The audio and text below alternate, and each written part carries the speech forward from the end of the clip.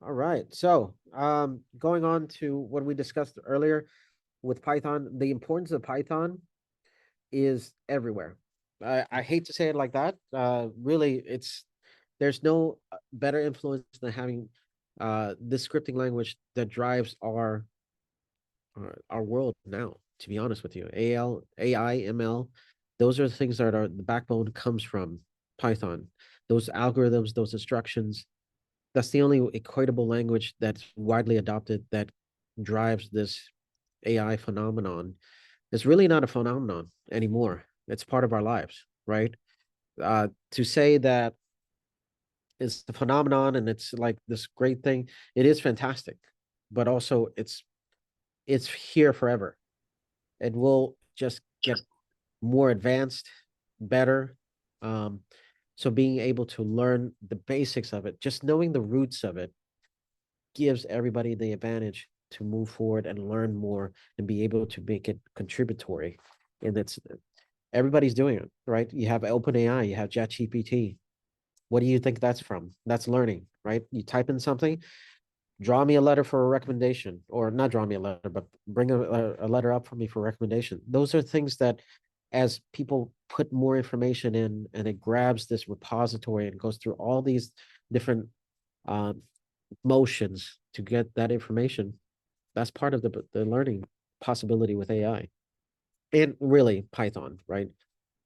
The the main pieces of Python over any other programming language: ease of learning, the management, documentation, integration. I can't stress that enough. It is such an easy scripting language to integrate and implement into any particular software or anything that's used. It is used in high level data structure. If you talk to any data science company, that's their backbone, 100%. These on the pictures on the right or the graphic on the right, simple and easy scripting automation, popularity and high salary. Yeah, if you know Python, you are forced to be reckoned with when it comes to negotiating your salary. Really, I took the opportunity to take a 10-week Stanford AI class, machine learning class with Python scripting, and I'm no software engineer, but now I can speak to my stakeholders and they can understand me. Right? It's not what I did was make myself invaluable to my organization by doing so. So when you have that type of knowledge and be able to communicate cross functionally amongst other teams and collaborate and drive and make an impact, those are the things that make you invaluable to any organization or extremely valuable to an outside organization looking in to hopefully hire you. Key characteristics and features: readable, expressive syntax, the interpreted language, dynamic typing. Really, it's very predictive. Extensive standard library, that goes without saying. It is just so widely adopted. Multi paradigm programming, platform independence. It can exist on its own. C++, Java is supplementary to Python. It is not, and it's complementary in some aspects, but really, Python can stand on its own. Huge, huge community support. This is a sample of it. Very, very simplistic. This is actually an algorithm from uh, for instructions, right? Import readability, text of the words, and then print afterwards. Totally easy. Projects with Python, everything we like I said, my first exposure to Python really after getting in the second industry was working in ecom. Ecom being Macy's.com at that time. So ecom was the driver. The early, well, there's many early adopters of Python, but e-commerce by far and large, before we got into this world of SaaS applications that are very robust now, was the main driver for Python adoption. Blogs are the same way. The Twitters back then, well, rebranded as X now. Um, Being able to put blogs, well, not podcasts as much, but now, yeah, kind of. And ecom were the first adopters. Customer management systems as well too, CMS, um, web dev, data analysis. This is my world. Financial data analysis. We use we use scripting actually to tie in data sets. Image recognition, uh, NLP, natural language processing. These are things that really, when, it's a joke, but when you do these image transpositions and the deep fakes and stuff, not you, but in totality, when people do that, where does it come from? It comes from some programming that allows for graphics rendering that's that gives it in particular instructions to shape and mold a certain picture, right? And those NLPs, natural languages, words that we use on a day-to-day basis, not not only dictionary type words, but slang, uh, things that minutia and really the intricacies of words that interplay in our world, right? Um, you know how people joke about how Americans use English, and there's English and there's American English, right? And the nuances with American English and some certain words, and how inflections of a voice can make certain words seem sarcastic or sincere. Those are things that artificial intelligence has yet to decipher, right? And that takes thousands of hours of scripting and training, language learning models, and deployment of those models to be able to get to that point. This is my world as well, predictive analytics. Predictive analytics is widely used within many aspects, right? Financial mostly. Why? You want to pinpoint interest rates. You want to pinpoint stocks or commodities or futures, whatever it may be.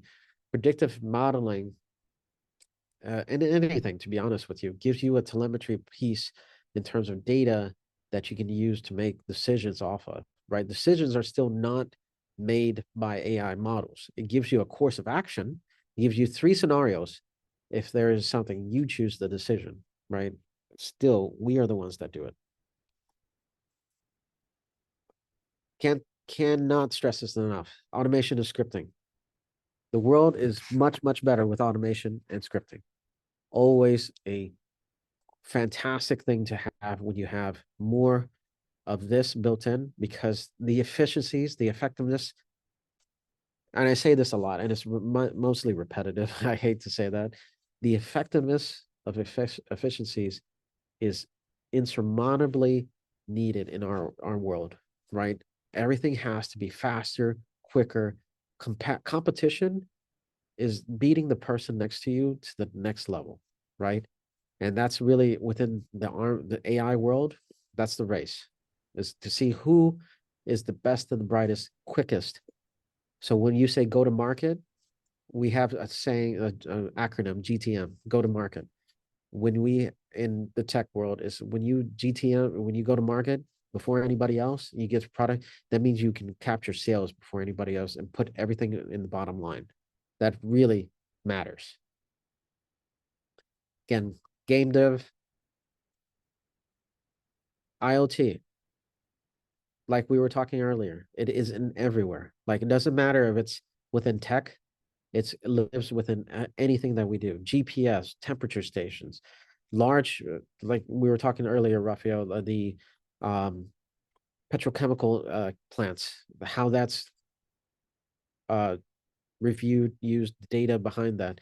In my world, data science and everything of that nature, and even in learning modules, right? LMS, the platforms that we use for the ability to see what's good for our students and what they need help on as well too. Those are the things that we use scripting language to build into ML, to build an AI, to give us the best experience that we can have. Code editors, IDEs, these are some tools that you use. VS Code, Sublime Text, these are some. Here's this, only for Mac. It is true. I'm using a Mac right now. It's on, I use this sometimes. Community support goes without saying. It's used everywhere within the community that within the SaaS world. And that, guys, ladies and gentlemen, is the end of our presentation. So that being said, wanted to open the floor up for some questions. Thank you all for joining again on that. We have about 10 more minutes, I hope, for questions. So anybody have any questions, anything like that, please feel free to ask, stick around. I'm here for the next 10 minutes. Johnny, I think it's worth mentioning that part of what we do as CyberWarrior is to train people into cybersecurity, help them develop the skills to use Python and other tools so they can work in the cybersecurity industry. Absolutely. Extremely well said. So Clara's right, 100%. And CyberWarrior, speaking as a professional, is that we do spend a lot of time teaching you the core basics of what a cybersecurity professional does. The certifications that we have within the program include Cloud Plus, which is focused on cloud administration, Security Plus, which is security analytics and also security operations. And then ultimately, we have pen testing, which is penetration testing. So with penetration testing, you going through the process of identifying vulnerabilities and working to rectify those vulnerabilities for your clients. Similar to many aspects to CEH, which is Certified Ethical Hacking. Rafael, did you have a question, sir? Yes. Thank you, Johnny, for the presentation. Very Yes, sir. interesting. Yes, sir. Slide one. This is new for me, so I'm learning terminology because every word I understand have a meaning. Yeah. In slide one, can you put the slide one, please? Let me go back. Sorry.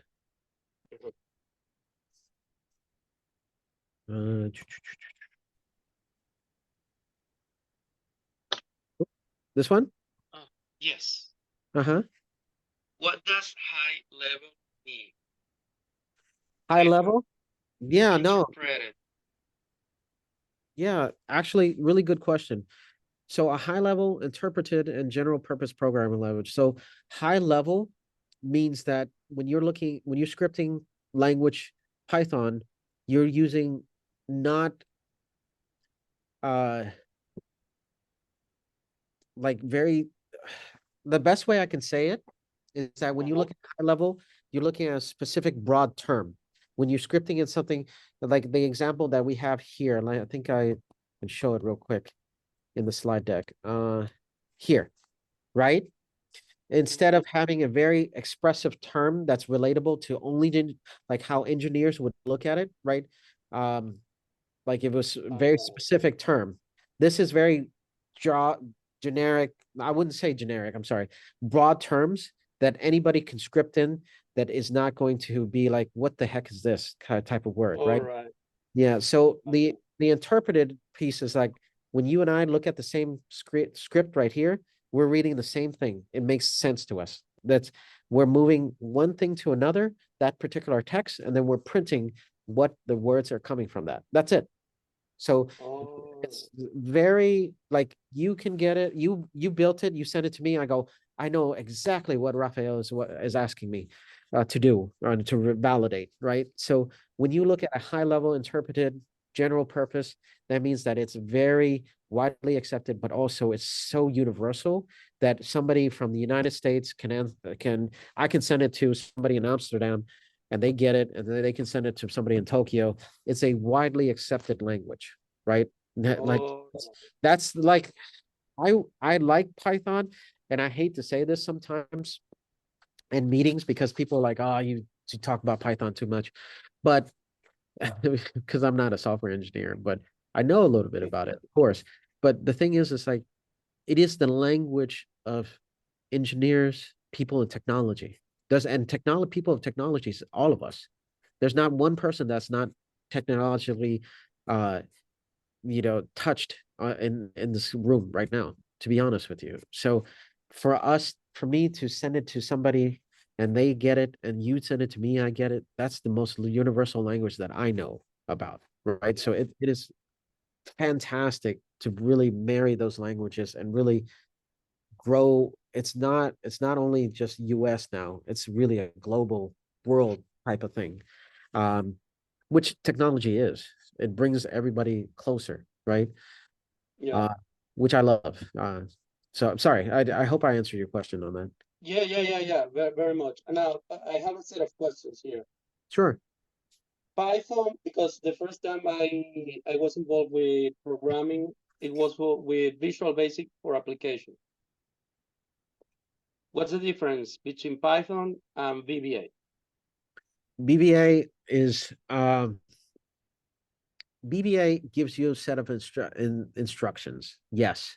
It is not as advanced because what it's giving you is that it's segmenting those instructions. So it's then you have to tie them over. So it's like writing an instruction, another instruction to tie this instruction together, as opposed to one continuous flow. Like when you code in one page, like when you do VBA, you're doing it section, break, section, break, section, break. When you do Right. Python, it's a continuous flow. The executable is towards the end, right? To execute the flow. And when you validate that code, you're looking at all the lines on it, and the executable is the last thing instead of execute, validate, break, execute, validate, break. Those are the differences. Really, it's the continuity of the information. Python I'm sorry, you were breaking up on that, Rafael. What did you say? Python versus R. This is an statistical programming language that is very used for statistical analysis. R. What's the difference between Python and R? Are specific to certain data sets. So Uh-huh. I'm not saying this because my company does this, but I'm saying that is R is specific to certain data sets. I can't remember what R is specific to. I know that it is very regular, it's siloed in many cases, like it's specific to those data sets only, that it could read only that, not read only, execute on that particular data set. Python, like I said earlier when we were giving that example for data science, and some of the companies like my company and another company that's our competitor, is you can pull the script from that particular line, like code from R&D, code, or I mean, information from finance, information graphics from marketing. You can marry those over and for executables with using Python to pull that information together. So having a commonality in a database, right? When you push things to the cloud, you have this indexing, so filing system, right? So when you have cloud, you have indexes, you have segmentations for every department. Now, to push that information, that interchange of information, there has to be an instruction to do so, right? I don't push something and have it file in the cloud, archive in the cloud. There has to be a language associated with it or an instruction. So to be able to program into that with using Python, you're not using different programming language, because engineers will always use Python and C++, Java. They'll use a mix of it. Us, we only use APIs that are built on Python. Like when I say us, I'm talking about finance. Yeah. Cyber folks are the same way. The cybersecurity team here, if they need to do any interchange of information, that interchange is built on Python so they can push information, pull information, the bilateral flow. So, sorry, to answer your question as quickly as possible, is that what you mentioned R is really regulated to a certain set of data, and that you have to manipulate that data and or the applications for the transference of that data, as opposed to Python, where you can use a really a scripting, any API scripting or automation tool that can be used literally across the organization to push and pull information without a lot of manipulation. All right. Okay. Makes sense. Question. Oh, yes, sir. When you say web development, what I mean, I tend to think, what is it, a website? What does mean web development? Yes, sir. So web dev or web development in total is really building not only a website, but the feed of information on the website.